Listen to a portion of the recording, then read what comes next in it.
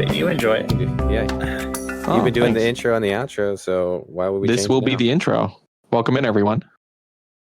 I'm Johnny Bailey over here on the digital couch. We got DJD Howdy. and Farmer How's it going? back there in the booth. We've got Craig. And yeah, that's it. All right. So what's up, guys? How was your week? Man, it was a crazy one. Crazy busy. But it's good.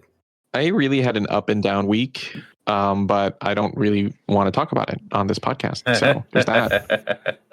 That's fair. That's totally Actually, fair. there's something I can't talk about. Let's just get started into something kind of controversial. Oh, no. Why not? Do you guys... So for those who don't know, Lent season started, which the Lent season, Catholics and different Christians like give up something, right, for 40 days. And a lot of people will give up like social media or like eating meat or something, right? Chocolate.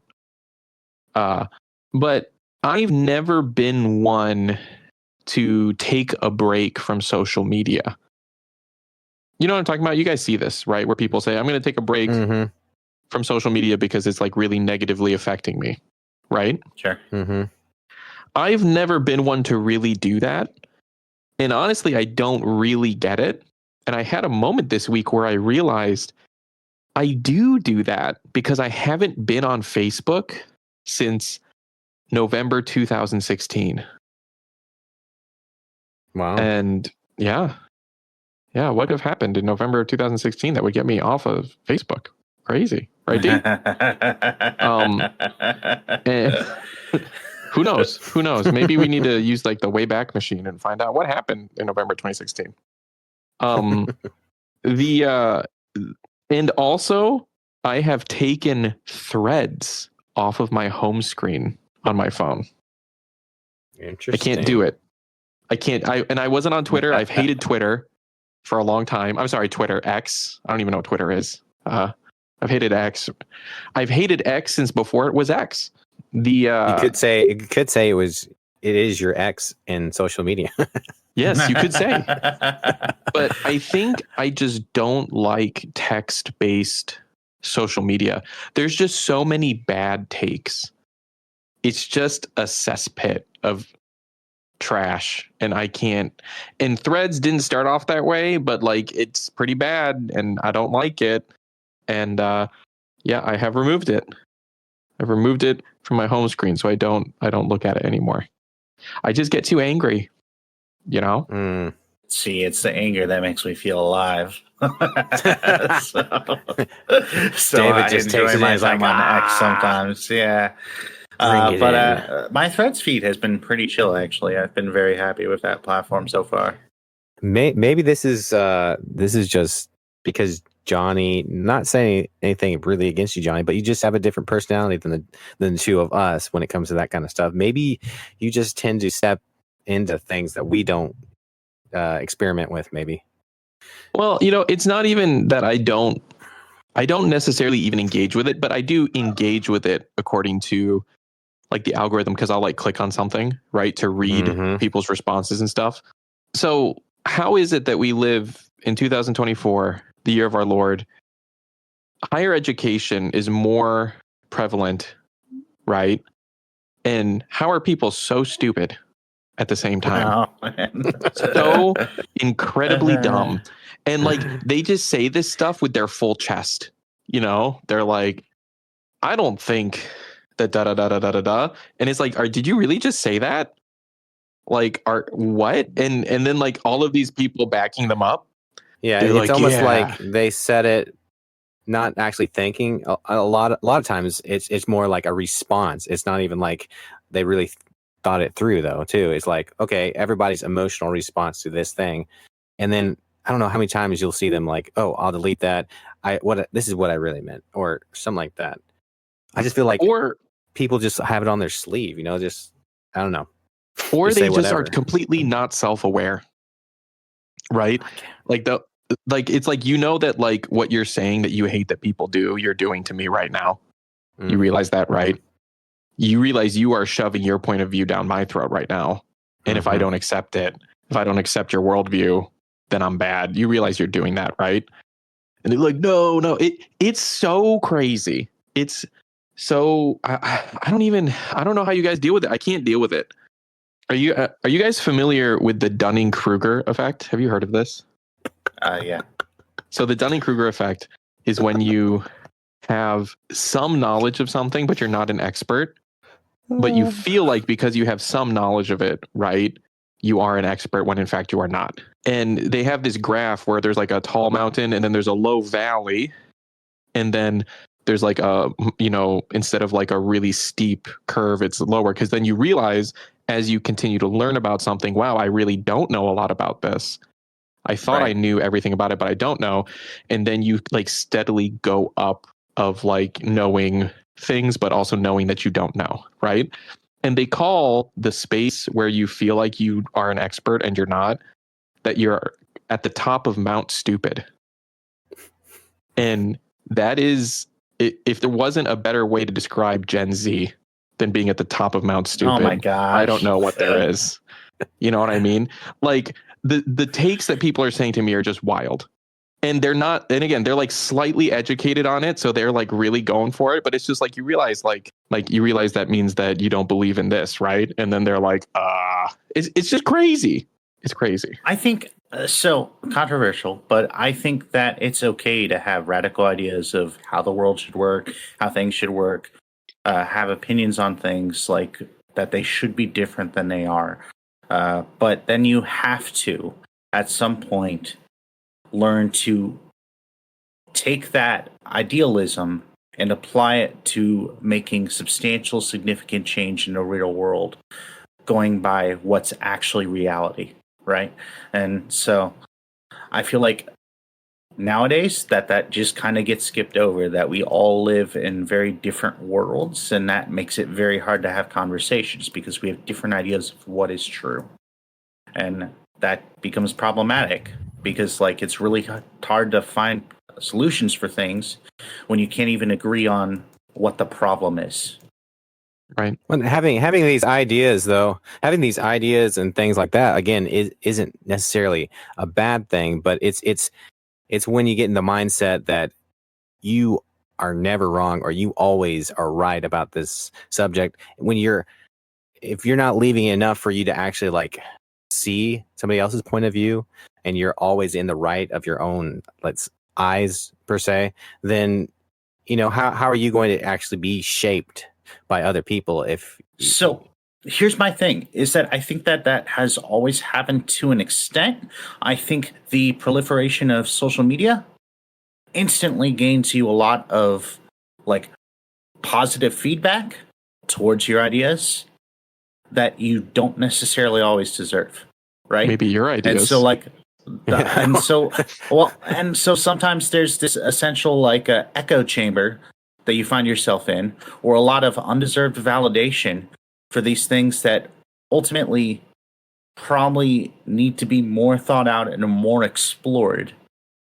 That before social media, like, you would just go on believing this thing until you heard other people talk about it, right? Yeah, and that's probably just from like one point of view too, whereas a lot of times more the toxic. Like let's say from Johnny's point of view, let's say it's on the flip side where people are coming in and actually everybody that comes in and comments on something is maybe negative or something like that. I'm not saying that's what's happened, but it's very true and common to have that. Like you have something that's very genuinely maybe that you feel like it's good, or something that you're putting out there as far as content, and you're just like, this is I feel really strong about this, and I wanted to share this, and then there's always that toxic comment, why? Just why? Yeah, the toxicity I think is a different discussion, kind of. But let me give an example. So even saying this, everyone's like, "Ooh, what's Johnny getting into? Like, what's going on that he's saying?" I will give an example. Okay, this actually is on my feed. So many of you know I'm a music producer. I've heard that. I've heard that. So people are posting about that they're very happy that currently they called it the loudness wars are basically over.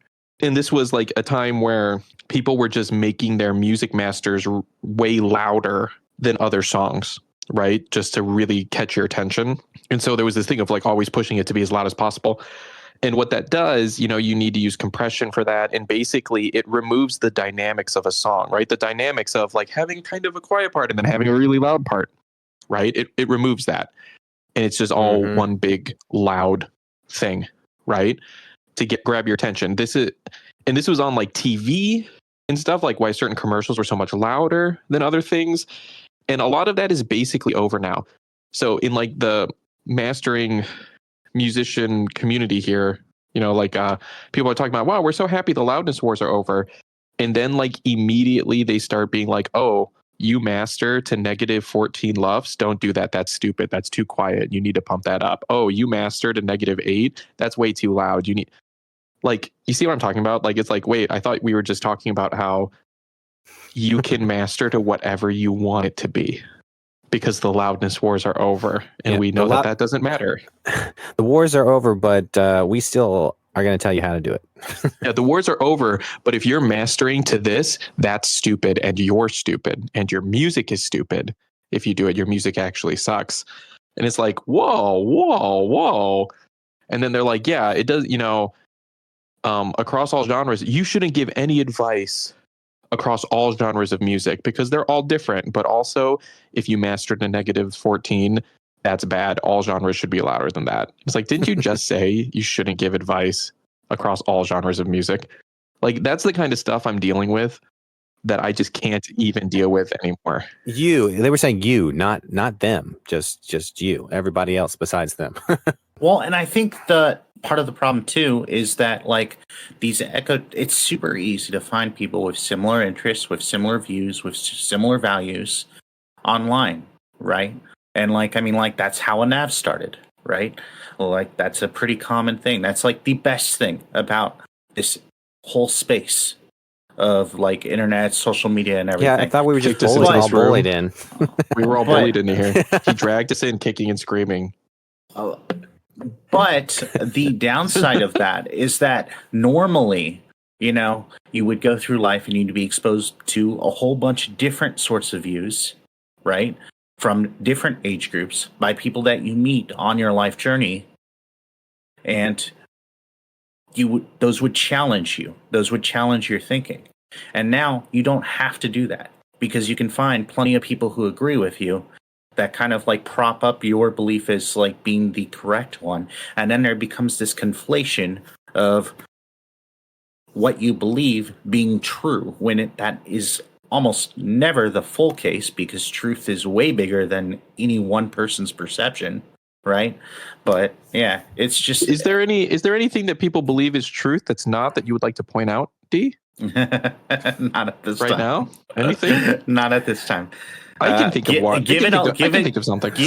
Give it like a month or two, and then we'll see. Okay, so like, can we talk about how a few weeks ago I was like, the Switch runs like a PS2, and Travis was like, no, it doesn't. And then they like are releasing PS2 games on the Switch. Oh my gosh! And everyone's super pumped for it. We do need to talk about it. Everyone is super pumped. They're like, oh my god, PS2 games on. Are you excited to play a PS2 game on the Switch and for it to run worse than it did on the PS2? Because to be fair, this is coming to not just Switch. It's coming to all consoles as far as I'm aware, and PC, right? And it includes 64-player multiplayer. It also includes like a bunch of like content that was only exclusive to like certain things, like there's a Tatooine like Jabba the Hutt's palace map that I think was only on Xbox.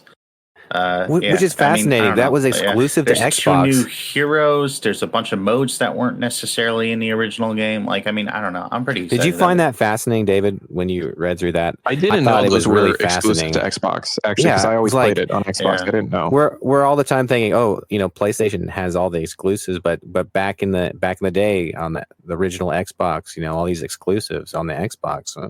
And even the 360 had some Call of Duty stuff that was pretty exclusive and all that too. Yeah. You know what else PlayStation has exclusively is the rights to Disney's physical media. Producing that. That's true. Yeah. Isn't that wild? Well, there's got to be something else in that deal that we don't know about though. Like I can't just see like Disney signing off on that without getting something in return. I mean, they're getting that they don't have to do that anymore, and they can like shut down that part of their company that runs all of that and lay all of those people off. So, Bob Iger could get that bonus he needs, They're getting that. Yeah, I don't know. Like, I feel like there's a decent amount of money still to be made in distribution rights for physical media, though. So, yeah, But maybe it's future proofing. Maybe it's future proofing. You know what I mean? Yeah, I mean, that's true. Yeah, it's a dying market. But that also sounds like the kind of thing that like you throw into a contract to sweeten a deal. Like, oh, well, okay, so you won't you won't give us Spider-Man for this much, but maybe if we throw in this extra thing, like, I mean, like, I don't know. That's obviously like probably not it, right? Because Sony seems pretty committed to Spider-Man.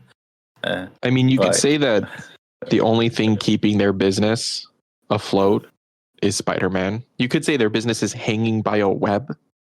Maybe. I feel like just not Madam Web. PlayStation overall. PlayStation overall. Have you guys seen that movie yet? No. It's so good. I mean, and by so good, I mean it's so terrible. But I haven't watched it because our last conversation basically. I want to see my version of it more than that version. That's the problem. I'm kind of curious to see all of our versions first. So let's get on that, making those movies. I don't think it's even out in Japan yet. When did it release in Japan? What do you think? Oh no, it is out. How do you think this is going to affect Sony's vision for like the Sony universe of movies? I don't know. As like far as that goes, the rumor is that they've all that. The rumor is that anything past Craven has been kind of like put on hold. I mean, I would think so. We'll see. Because they still need to make more Spider-Man things to like retain the rights, right? Because I think they have like a some kind of time stipulation on that. I think I could be wrong, but yeah, I don't know. Like we'll see. If only they could take some notes from Insomniac. I mean, is all I can say, Well, and that brings me back to what I was going to say. Like, I feel like PlayStation overall is doing pretty well. Like, I mean, Helldivers is definitely, like, killing in terms of great numbers. game. And the fact that they released it simultaneously on PC, huge win. Yes. Huge win. Why have they not been doing this for forever? Yeah. Well, because Johnny won't know. They would get the same blowback. They would get the same blowback as Xbox did for like, making some of their games multi-platform, right? Like, like what's even the point of having a PlayStation then? And it's like, no, you don't get it. Like, games in more places is a good thing. This is a real question for me though. Is there actual blowback for making stuff multi-platform? Does that actually happen? Oh yeah. There's a lot of people who, even in like the media field, who are now claiming that like, if Xbox goes too far down this path, and a lot of them are kind of hypothesizing that they will, that there's no point in owning an Xbox. But like, well, because if you think about it, the Steelman's version of it is that like, if the exclusives are all on PlayStation and the Xbox games are everywhere, or at least most of them, why would you not get a PlayStation over an Xbox? Right. If most of them come to PC, then what's your point of getting an Xbox? You'd rather have a PlayStation that has more exclusive, right? Even if it's just a couple. And my argument would be Game Pass in and of itself, I think, is a high enough value. And I also think that the there's Xbox PC UI Game Pass, though, and the Xbox hardware are good enough that I would prefer an Xbox console over a PlayStation 5. Even though I have both. But not a lot of people necessarily see it that way. A lot of people actually complain about the Xbox UI, especially if they're coming over from PlayStation. And I find that interesting because I love the Xbox UI. I think it's actually gotten way better than it used to be, and like that it's way more intuitive than PlayStation's. I don't know. I think the current UI, the current iteration is not my favorite. If that makes sense. Like there was, and part of that is just having been a long time Xbox person, like I haven't changed a lot on my UI. So like, why are these certain things pinned and where is certain things? Like, I don't love it that much, but it's not hard to understand. I think the ability to like put things in groups, which is essentially the same as like PlayStation's folders, and the how quickly you can get to my games and apps and Game Pass and settings are all pretty nice. I also really like, this is a small thing, I like that you can hold down the power button in your controller and get the turn off that from Tiffany. the turn off options for your console and controller. Sorry, And everyone. restart. Chiho is watching Harry Potter with some other NAV people, and we're sitting in the same room. Currently, we're watching Harry Potter kiss Cho Chang. Tiffany told me, yeah. Yeah, no, she's just talking about it. Yeah, Big moment. I'm watching it too. Whoa, Just whoa! Harry Potter has yellow fever, right, Chiho-san? yeah, true. She says true. She says true. The thing, yeah. Anyway, what were we saying, D, about Xbox? So I was gonna say, do we need to bring like a PlayStation fanboy on here to defend PlayStation, or should we just keep this an echo chamber? Because I kind of like it this way. I think PlayStation has a lot of like really good exclusives. Helldivers is one of them when it comes down to it. I think that their controller is fantastic. I don't like the 2-hour battery life, but everything else about it is great. Is it? So this is, again, it's not exclusive. It's on PC. I don't know how they get that of like, oh, it's exclusive. It's a console exclusive. Sure, but yeah, you could. But I would extend that argument to other games though too. Like that are, it's like, well, it's not an Xbox exclusive. It's on PC. I'm like, yeah, exactly. It's not an Xbox exclusive. It's also on PC. Yeah, but when the people are talking about, like, let's say the console wars, it's more about what's exclusive to this and that. But it is a thing. If it's coming to PC, you already have a PC. How much less are you going to actually get a console? And that's kind of going back to what we were talking about. That's what it boils down to. There has to be like this balance between having enough exclusives, but also having enough to where you have multi-platform. To actually have, especially on games like that, Helldivers, it's amazing, honestly, that it's multi-platform at this point because of the bigger player base, and they're having trouble right now just having enough servers for all these players, and I mean that's a good thing. That's a good thing to have, and for the style of game it really needed that. I feel like I really, it's a game that everybody, who most people have PC or a console, so just about everybody can experience this game, just not Johnny.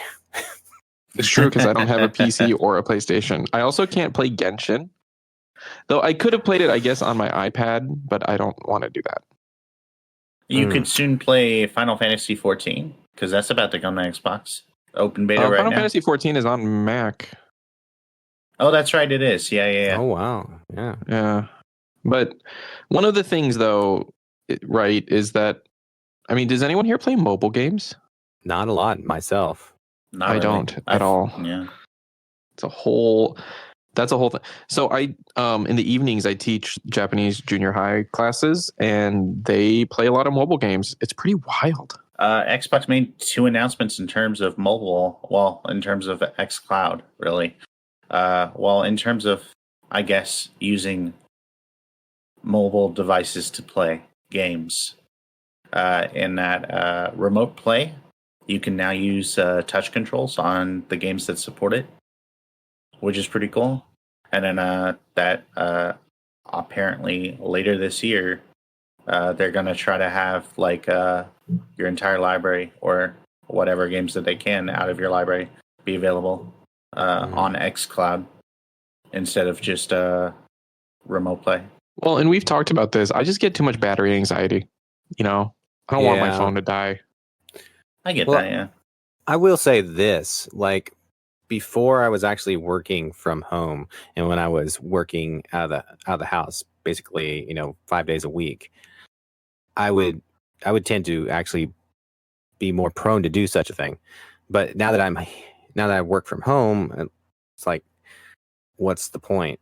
For me personally, it's like, why would I play a mobile game when I can play a full, 4K, full definition game, for my console right here? And maybe that's always kind of how it's been for me. I'm like, if I can play a game that's like Halo or something else like that, and right, that looks and feels so much better with a controller, and I'm not going to actually engage in that myself. I'm not going to waste my time. That's just how I feel. Not Sure, saying that there but aren't I mean, good like, games out there, but I mean, that's just me. them making these announcements, though, I feel like indicates that they're going to start like or at least increase the amount of support that they give to xCloud and like a remote play overall, which I think is a good thing. And then also there's all these other devices that you can potentially like use to play xCloud or remote play, like Steam Deck, like LG has one. There's a bunch of other things that you can use. Steam Deck can play remote play? Really? It can do the Game Pass cloud games. Yeah. What? Interesting. Yeah. Well, maybe that's what it would come down to, because when I was working outside of the home, it was going to be, it's pretty much my 3DS. I would play that before I would play on my phone. Right. So if Xbox had, a mobile device, or PlayStation, which they do have a mobile device, that would be more my style, I guess, than actually using my phone that I use for work as well. I don't like mixing those two most of the time. I understand Right. it. I'm kind of the same way. Yeah. Although it was really cool to be in an airport about to fly off somewhere and getting to tune into your stream, join you on Discord, and play some Halo Infinite on the airport Wi-Fi. That was actually pretty cool. That was pretty slick. Yeah. And I'm not going to say that I'm not going to do the same thing, because, whenever I go on a trip, if I've got my phone, that's all I need. I can get on game, I can get on pulled the the server. controller out of my backpack and I was good to go. And that makes it so much easier. You're always got your phone wherever you go. So that's kind of a selling point when you think about it. As long as you have your controller or a device, that you can snap it into. I mean, if it can work the way it needs to work, to actually support that, that's the thing. Well, and more games supporting touch controls, especially on like remote play or whatever, I think is kind of cool too, because then you don't even need like any kind of controller. So like, I don't know, but I also get like the battery draining argument too, like because we had that discussion. Like it's always been a thing for me. You know what you need, Johnny, is just a couple packs of those batteries right there that you plug them in. Just keep them plugged in the whole time. Have I told you guys my main problem with Apple Vision Pro is that cable? I just cannot stand that cable. I have not seen one in real life. Apple Vision Pro is only in America, so I haven't there's not even I would really be interested to see what it looks like in real life. But I mean, I've never used wireless VR anyway. And besides, D, I don't know if you know this, Mark Zuckerberg, he was saying that the Meta Quest 3 was just better than the Vision Pro. I saw that. He had some interesting arguments. I'll say that. Yeah, he was like, it's not even a better value. It's just a better product, guys. Freaking, it's way better. I think part of it is you get what you pay for, and part of it is use case when it comes down to it. Could you imagine the CEO of a big company saying that his product is better than another company's product? I mean, what kind of crazy world is that? Well, like I think that like a nav is pretty cool. That's the closest for everybody out there. Can we get a sponsorship to try out these new devices? Yeah, let's do it. Yeah, get on that, Zuck. I just took Threads off my phone. You have to win him back now. If they sent us Quest 3, I'll put it back on. There you go. and go figure that he's, let's say, pretty much marketing his own while the other one's a hot item. I mean, come on. That's what they're going to do. Also, Quest 3 did come out fairly recently. It's not insane to be still marketing it. Well, I know, but it's just you're gonna ride the hype. It's the Nintendo problem, right? Like Quest 3 is marketed basically kind of as like a toy, as a video game playing machine, and it's not just that. Like that's primarily its function, right? Like that's it's not just kind of what you can also watch around. YouTube. But I mean, like it does have like the pass through. It does have some of the like same like functionality, not as maybe as polished or whatever. But like Apple Vision Pro is definitely more focused on that functionality, right? So yeah, I don't know. But you can't focus too much on that functionality, or you'll become like Microsoft, and no one will want to buy your Xbox One or your HoloLens. We want to play your Windows games Phone on this. Why would we want to use it as this device?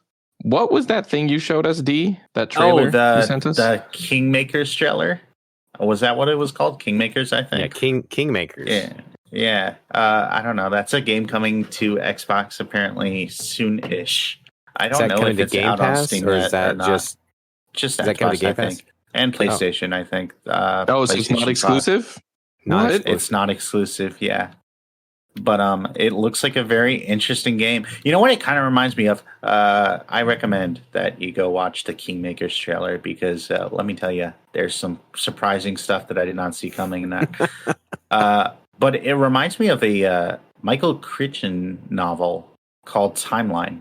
And then there was a movie based on that book. There's a movie with a young Paul Walker and a young Gerard Butler. Yeah. Fantastic movie. Fantastic. I enjoy that movie quite a bit, but I don't know that it's been so long since I've watched that. But yeah, no, that's a good watch. Yeah. Oh god, that kind of they got faxed back in time. Basically, that's it. That's what happened, guys. Yeah. They were trying to make a fax machine that could send things, and they were sending things back in time. And those things, people. Turns out, people. I have not read a Crichton novel in quite some time. I probably should pick one up. I used to reference that movie a lot. Was that with you, D? We used to talk about Timeline. It was probably Timeline, Wanted, and I'm sure there's like a third. Oh yeah, Wanted. What a great Curve That Bullet. Yeah. Didn't they make a TV show of Wanted? Like they might have. I don't know. I'm not sure. You know what? I would love a Timeline miniseries, actually, instead of just a movie. Probably be pretty good. Good. I could see that. That would be the concept great. is there. The novel was great too. Like the source material was like pretty cool.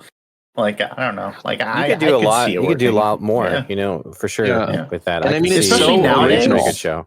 It's so original. Time travel. What? I mean, no one's done that before. Right? I mean, and instead of going forward, we're going back. I mean, I know. How original is that? Let's go. Yeah. That's wild. Man, I haven't thought about that movie in so long. You know, Paul Walker, may he rest in peace.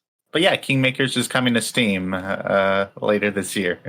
Didn't they also change a bunch of stuff, but they were able to make it not change the future? Wasn't that like the whole deal?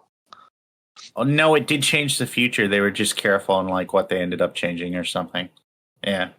Because he like fell in love with a lady who's supposed to die. Well, and then like one of the people like stayed behind or whatever, and they found like their grave at the end, I think, or something like that. You know who else was in that movie? And I'm going to look this up first.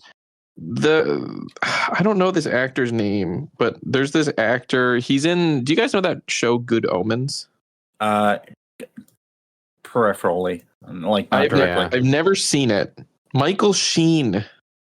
Oh, Michael sure. Sheen. Yeah. He was in Timeline. So if you guys had to guess, what year did Timeline come out? Don't look it up. Just guess. Oh, gosh. Oh man. 2003. What about you, D? Oh, man. I feel like it can't be that long ago, but doggone it, it might be. Billy Connolly was in that movie. What? Like, if we're talking all these younger actors, like, it's got to be like Neil McDonough was in the movie. Man, there's a lot of people. There's a lot of big people in this. What? I mean, I don't know if they're big, but there's a lot of people I've seen in a lot of things in this. What? Farmer freaking nailed it. 2003. Oh, man. Wild. I knew it was before the like whole like Xbox One and all that. What? Cass Anvar, who plays Alex in The Expanse, was in it as an ER doctor. As an ER doctor. Yeah, I know. Yeah, what? All right. So homework for all the listeners this week. Go ahead and go back and where can you watch this? Go watch Timeline. I can find out real quick, actually. Yeah, go ahead and buy the DVD now distributed through Sony.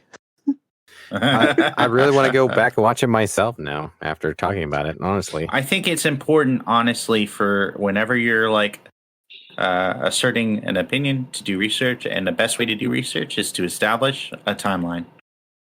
I'm going to read this review real quick about Timeline. It says, not bad, but only for those who don't know the book. And I'm just like, isn't that true for just like so many things? I'm thinking about... Oh, it's on Max right now. It's I'm on thinking HBO about Max. like, some of the Lord of the Rings stuff, The Hobbit, even to the Halo series a little bit. It's like for the people that don't know the source material like to the nth degree, it's a way better. And then the people that love it so much that they've read so much about it, and then they go watch the show. Oh man, I hate this show. I'm just imagining someone who really likes the Halo show, and they're like, you know what? I'm going to go back and play the games. And then they're like, yeah, I played every Halo game. He never took his helmet off.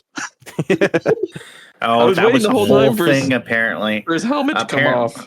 apparently, during the Fall of Reach event that happens in the show, he's not in armor at all. Because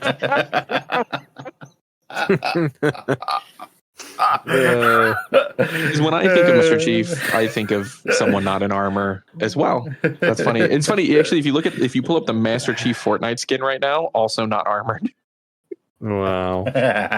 But really quick, if there is a movie or a TV show coming out and you want to watch it and you find out that there are books as well, do you read the books and then watch it, or do you watch it and then read the books? I almost always watch it first and then read the books. Yeah, I would say the same, because you won't get as disappointed, right? Well, it's actually one of the things that got me into reading as a kid was Star Wars books, right? Like the expanded universe Star Wars books. Mm-hmm. But the big thing about that was like, oh, there's this thing you love. There's more of it, right? If you want more, you can have more. As opposed to like when you read the book first, I feel like you tend to feel like the movie's just less or the show's just less. Like, oh, well, they didn't do this and they didn't do this. Right, because there's so much in the book usually, and then obviously because of time's sake, they have to do a lot of cutting and making it fit that mark. Say Right. a 2-hour mark or whatever. I haven't had time to watch the Avatar live action Netflix adaptation yet. I've heard mixed things about it, which to me sounds great. Because it's just going to bring in new people as well. But an interesting thing that, and maybe this is mean of me because I haven't watched the Halo show. Wouldn't it be funny if I finally watched the Halo show and I liked it a lot? But do people not know that what adaptation is? Adapting something, you know what I mean? Because adapting something, whether it's a book to a movie, written art is not the same thing as a film, right? And things need to be changed. You can do there are things you can do in movies that you can't do in books, right? And so adapting a movie into a book would be really interesting to me. Of are the movie fans I can't believe they added all of this stuff. It's lame. I mean, that in a way, that's kind of what happened to Halo book, per se. But they're also very different, right? In and many also ways, most of the Halo books came after the games, So I mean, Right. or at least the first one. I mean, I don't know when right, and Madeline that's started. that's what we're saying. Series. Is it's after the fact, which is different. It's they did add some things that Star Wars books aren't too in the game. Yeah, and that's honestly, I feel that's that's better in a way. You're already in that universe. You want it. You want more content at that point. So I don't think I've said this on the podcast before, but my parents, I love their hearts, gave me a Star Wars book, and I have not read a Star Wars book since Disney bought Star Wars because I was huge in the Legends stuff. I read a lot of that particular now non-canon universe, that extended universe. Yep. So when Disney bought Star Wars and declared that all of that just doesn't matter, and called it Legends, which gave me an inkling of hope that maybe they'd integrate it as mythos, and then they didn't even do that. That killed me. That hurt. So my parents gave me a Star Wars book for Christmas. They gave me the novel adaptation of The Rise of Skywalker. You know what though? Maybe it's good because the novel adaptation of Revenge of the Sith was great. Really, it was great. It really was. Yeah, no, I agree. Yeah. So, wow. What is there a novel adaptation for The Last Jedi? I mean, there's got to be, right? It's just always crazy though. Like is. out of any Star Wars book that they could have gotten me, it was that one. It's like, okay, wow.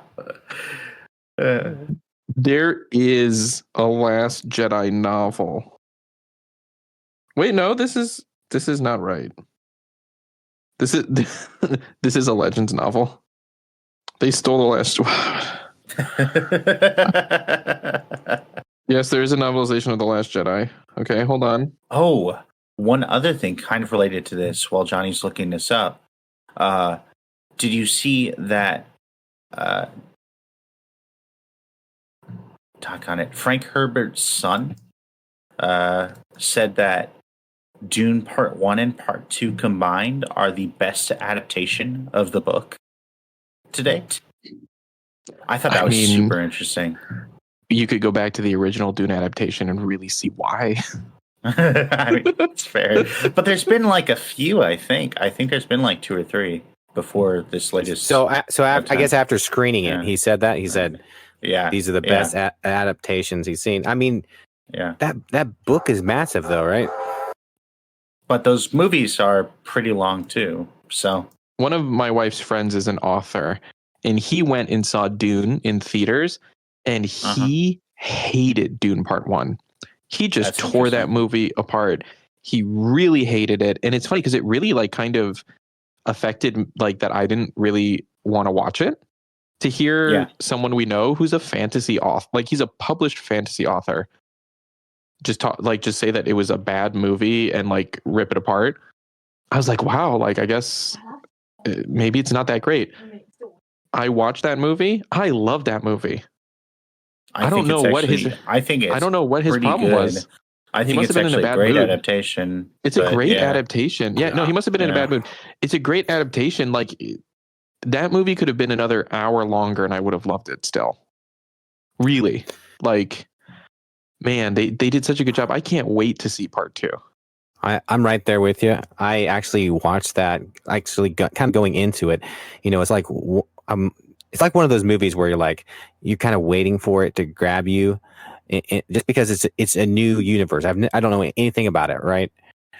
And you know, you start to watch it, and you're like, okay, am I actually going to get into this? And all of a sudden, it's the end of the movie, and I'm so into it. I'm like, no, right? That's a good movie for me. If I can get there, man, I just love it, and I'm in. I'm totally in. I'm ready for the next one. The credits roll, and you're sad that it's over. Yeah. And then you're like, how long was that movie? You're like, it's 2.5 hours. You're like, what?